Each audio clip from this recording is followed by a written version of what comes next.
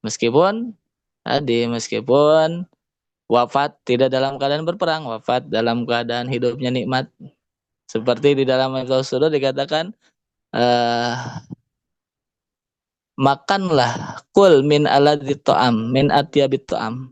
Kulu min atyabit ta'am, makanlah makanan yang lezat. Washrabu min aladzis syarab, minum minuman yang nikmat, yang segar. Wa namu ala auta'il firash, dan tidurlah di atas kasur-kasur yang empuk, meskipun wafatnya dalam keadaan seperti itu secara lahiriah. Tetapi walatan sadikrullah, senantiasa berzikir kepada Allah. Nah, meskipun seperti itu, hukumnya orang yang senantiasa mujahadah melawan nafsunya syahidul akhirah. Inilah kita termasuk wasyuhada jika kita senantiasa mujahadah melawan hawa nafsu kita. Hadirin Amin. mukarramin yang mulia, para wakil talqin Syekh Mursi, wabil khusus yang hadir bersama kita pada pagi hari ini. Kita doakan para wakil talqin senantiasa diberikan kesehatan dan kekuatan untuk selalu khidmat kepada guru mursyid. Para kiai, Amin. para satya, para sesepuh manakib online, ikhwan, akhwat yang telah membantu terselenggaranya manakib online pada pagi hari ini. Semoga kita semua senantiasa ada dalam kejembaran rahmaniyahnya Allah Azza wa Jalla. Ibu, Amin. bapak, ikhwan, dan akhwat yang dimuliakan oleh Allah pagi hari ini, mari sama-sama kita mengambil keberkahan dari guru mursyid kita dengan mendengarkan kalam-kalam beliau di dalam kitab Fadlul Syuhur pada bulan Jumadil Ula. Bismillahirrahmanirrahim. Qala Syekhuna al-Arif bilal wasil wal musil ilallah As-Sayyid Asy-Syaikh Muhammad Abdul Ghani Saifullah Masul Qaddasallahu sirrahu. Fa'ammal jimu, adapun huruf jim fi hadza syahri, di bulan ini, yaitu di bulan Jumadil Ula, al jihadu, diartikan oleh Hadratus Syekh dengan segala keluasan ilmu dan segala futuh yang telah dibukakan oleh Allah kepada beliau. Makna huruf jim, huruf pertama dari bulan ini adalah al jihadu. Apa itu jihad? Beliau menjelaskan al-jihadu ad-du'a'u ila dinil haqqi. Bahwa jihad itu adalah menyeru, mengajak kepada ad-dinil haq, agama yang benar. Ad-din. Ad-din, istilah din itu memiliki tarodub, memiliki kesamaan, berkaitan dengan istilah syariat, dengan istilah syir'ah, dengan istilah millah, dan lain sebagainya, yaitu ajaran segala sesuatu yang telah disyariatkan oleh Allah, sehingga ajaran itu diibaratkan seperti syir'ah, seperti jalan yang mesti ditempuh. Kalau meminjam bahasa di dalam surah Al-Fatihah, itu seperti as-siratul mustaqim, itulah jalan yang lurus. Meskipun banyak penafsiran terkait siratul mustaqim ini. Di antaranya adalah apa yang ditafsirkan oleh Hadratus Syekh, berbeda dengan penafsiran pada umumnya. Tetapi pada umumnya as-siratul mustaqim juga ditafsirkan sebagai suatu jalan. Inilah agama. Kita mengajak kepada agama yang benar, yaitu segala sesuatu yang telah disyariatkan, yang telah ditetapkan oleh Allah. Maka Allah itu asyari al-haqiqi, sahibus syariah. Zat yang menentukan, yang membuat ajaran secara hakiki. Adapun secara majazi itu dinisbatkan kepada Nabi Muhammad SAW, karena Allah memberikan ajaran tersebut, memberikan agama ini melalui perantara para rasulnya, dan Rasul akhir zaman adalah Nabi Muhammad SAW yang syariatnya berlaku sepanjang masa. Maka agak din disebut syariat, dan disebut juga syir'ah, disebut juga milah, haitsu amlahun nabi alaina, karena syariat itu didiktekan, diajarkan oleh Nabi Muhammad SAW kepada kita. Inilah makna jihad, bahwa kita menyeru manusia, mengajak manusia kepada ajaran yang benar, kepada agama yang benar, kepada syariat yang benar, kepada jalan hidup yang benar. Hadrat Syekh mengutip firman Allah surah Al-Ankabut ayat 6, wa man jahada, a'udzu billahi minasyaitonir rajim, wa man jahada fa innama yujahidu li nafsihi Innallaha la ghaniyun 'anil 'alamin. Kemudian Hadratus Syekh melanjutkan penjelasannya mengenai jihad ini.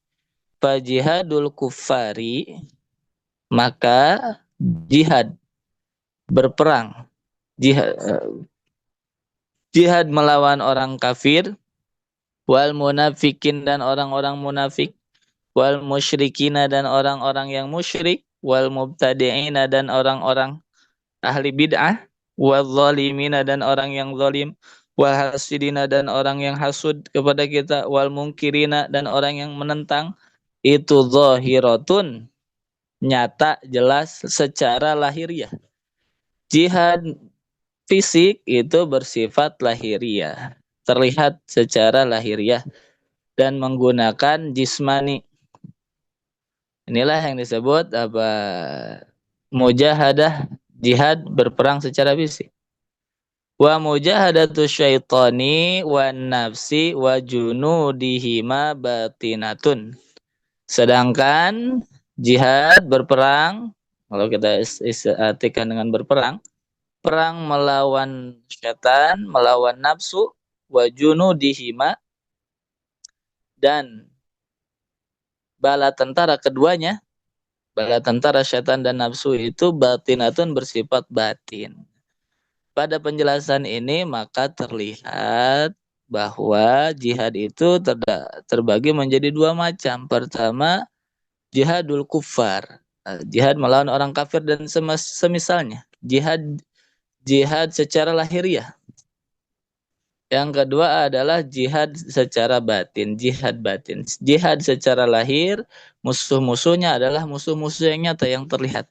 Sedangkan jihad batin di sini disebutkan musuhnya hanya ada dua, yaitu syaitan dan nafsu. Nah, syaitan dikatakan oleh Allah di dalam Al-Quran, inna kaida syaitani kana do'ifa. Ketahuilah bahwa tipu daya syaitan itu kana do'ifa, lemah jika manusia mengetahui ilmunya. Tetapi yang lebih besar bahayanya dari syaitan adalah nafsu yang ada pada diri manusia. Jihadun nafs, inilah jihad batin. Pertama, kita jihad batin melawan syaitan, tetapi syaitan itu kalau kita istilahkan sebagai musuh, meskipun Hadratus Syekh mengistilahkan biarkan setan memusuhi kita, tetapi kita tidak memusuhinya. Maksudnya agar kita tidak fokus dengan musuh, tetapi kita hanya fokus kepada kekasih yang kita cinta. Dengan kita mendekat kepada Allah, sudah secara langsung kita memusuhi setan. Seperti itu maksudnya. Yang paling berat daripada jihad batin itu adalah ketika kita mesti dihadapkan, mesti berperang melawan nafsu kita sendiri. Inilah apa yang disabdakan oleh Nabi ketika pulang dari perang Badar. Roja'na minal jihadil akbar. Kita telah berpulang dari jihad akbar. Jihad melawan musuh-musuh yang nyata. Ila jihadil asghar. Roja'na minal jihadil asghar. Mohon maaf, kita pulang dari perang yang kecil. Perang yang dilakukan bulan Ramadan dalam keadaan berpuasa, jumlah pasukan muslim hanya 300 sekian, 313 yang masyhur, tetapi jumlah pasukan kafir itu ribuan. Dikatakan oleh Nabi itu perang yang kecil. Ilal jihadil akbar ay jihadin nafsi, kepada jihad yang lebih besar, peperangan yang lebih besar, yaitulah jihad nafsu. Maka jihad nafsu itu lebih afdol, lebih utama dibandingkan jihad melawan orang kafir atau jihad secara lahiriah. Ibnul Qayyim al-Jauziyah di dalam Zadul Ma'ad mengatakan kana jihadun nafsi muqaddaman ala jihadil adu fil kharij wa aslan lahu. Jihad melawan nafsu kita itu lebih utama, didahulukan dibandingkan atas jihad melawan musuh yang nyata, bahkan wa aslan lahu. Yang paling pokok dalam hal jihad bukan kita jihad keluar, tapi jihad ke dalam diri kita, berperang melawan nafsu yang ada dalam diri kita. Bagaimana sabda Nabi, al-mujahidu man jahada nafsah. wal muhajiru man hajaro manahallahu anhu. Hakikat seorang mujahid yang hakiki, jihad yang hakiki adalah man jahada nafsah. Orang yang senantiasa bermujahadah, melawan, memerangi nafsunya, bukan dibunuh, tetapi dikendalikan. Karena nafsuka matiyatuka. Karena nafsu kita adalah kendaraan kita. Kalau dimatikan, kita tidak bisa bergerak, tidak bisa berjalan, tidak bisa mencapai tujuan.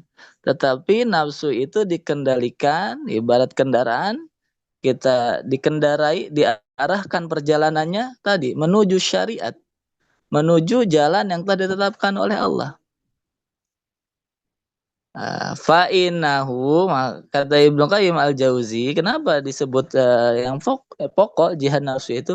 Jika seseorang tidak bisa memerangi musuh yang ada dalam dirinya, tidak bisa, belum mampu melaksanakan apa yang diperintah oleh Allah, belum mampu meninggalkan apa yang dilarang oleh Allah, belum mampu melawan ajakan-ajakan nafsunya kepada keburukan dan kemaksiatan, bagaimana mungkin dia akan sanggup, akan kuat melawan musuhnya yang nyata? Bagaimana mungkin dia akan menang terhadap musuhnya yang nyata, sedangkan musuh yang senantiasa setiap hari dia hadapi, ada di sisinya, senantiasa berhadapan dengannya, dia masih kalah terhadap musuhnya yang senantiasa ia hadapi itu. Nah, inilah maka la yumkinuhul khuruj ilal aduwi hatta yujahida nafsah.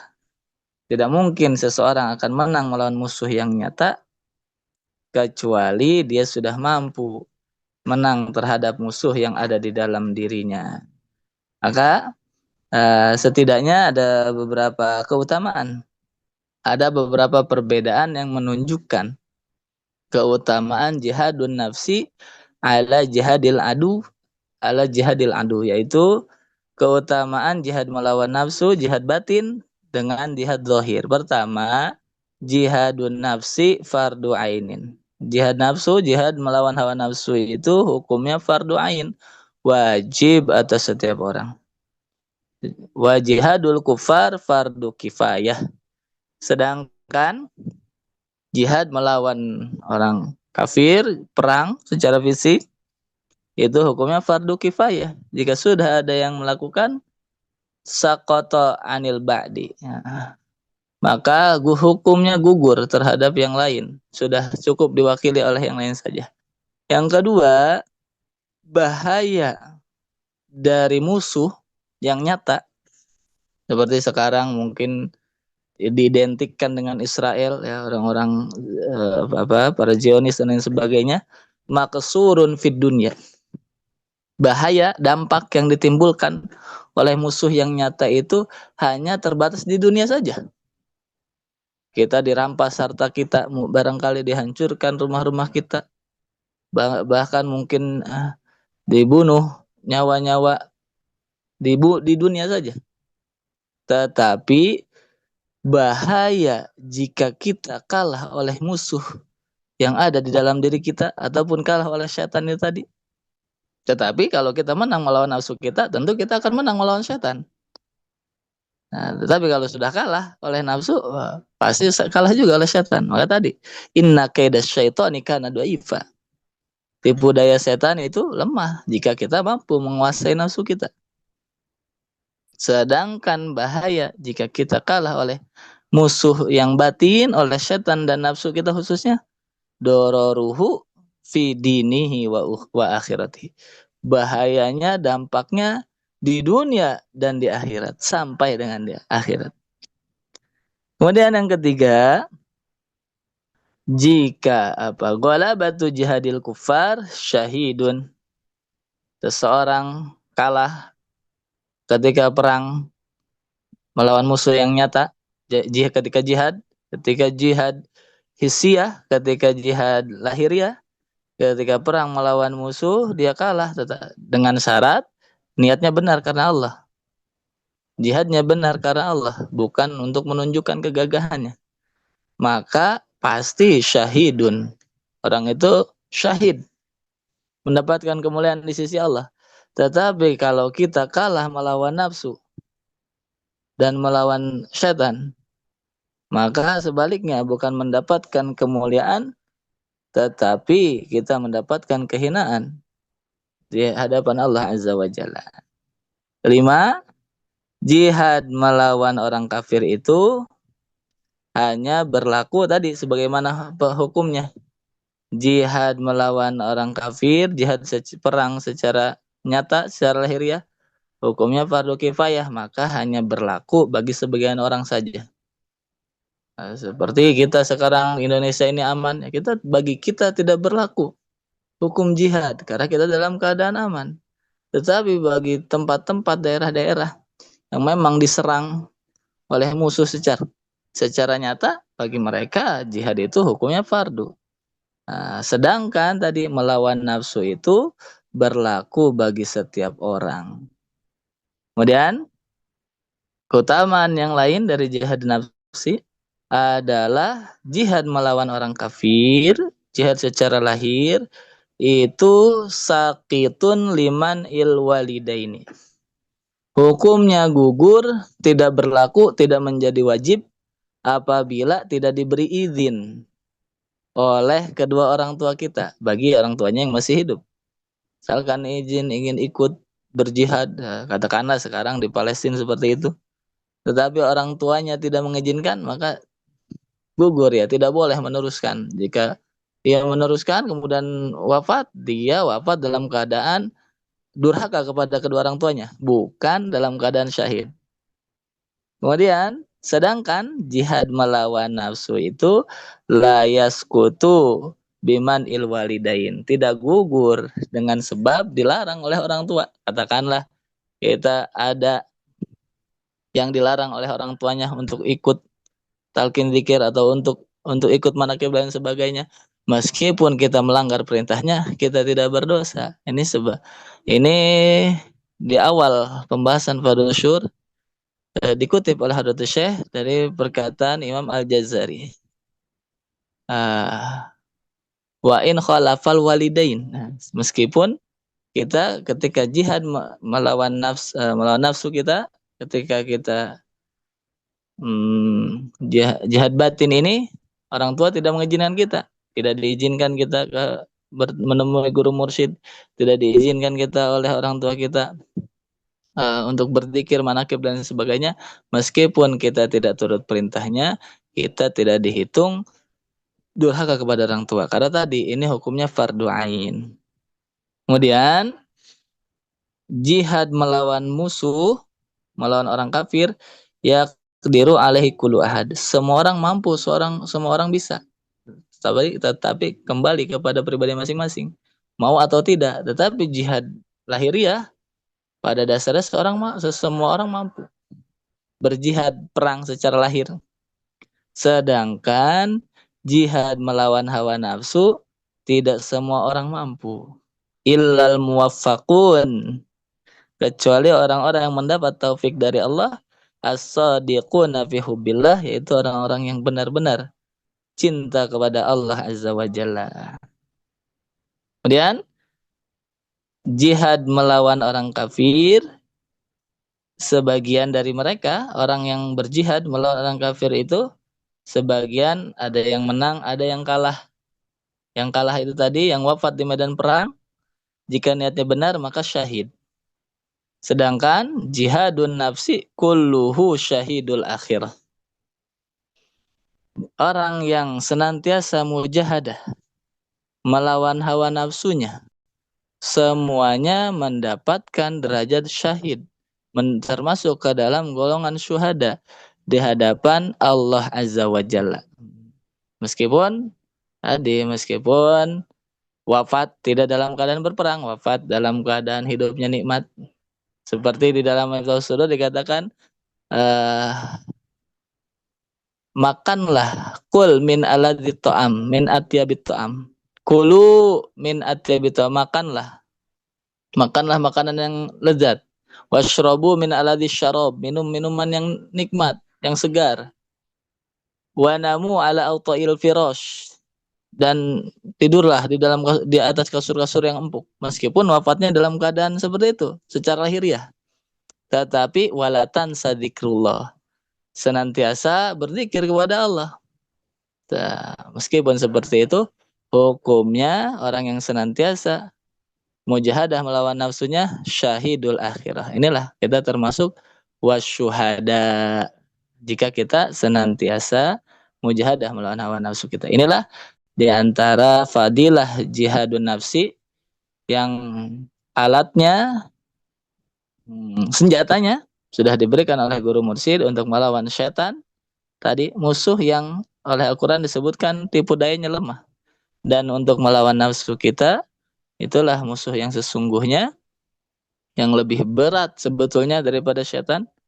Kedua, senjatanya sudah diberikan berupa zikir. Kedua zikir yang sudah diberikan kepada kita, zikir jahar la ilaha illallah dan zikir khafi, zikir ismul jalalah di dalam hati yang senantiasa kita amalkan di mana saja, kapan saja, sedang apa saja. Itulah dua zikir, dua senjata yang menjadi dua zikir yang menjadi senjata kita untuk melawan nafsu di dalam diri kita. Semoga kita semua senantiasa diberikan taufik, kemudahan untuk kita senantiasa mujahadah melawan nafsu kita, tentu dengan bimbingan guru mursyid. Hadanallahu ikum ajmain. Wassalamualaikum warahmatullahi wabarakatuh.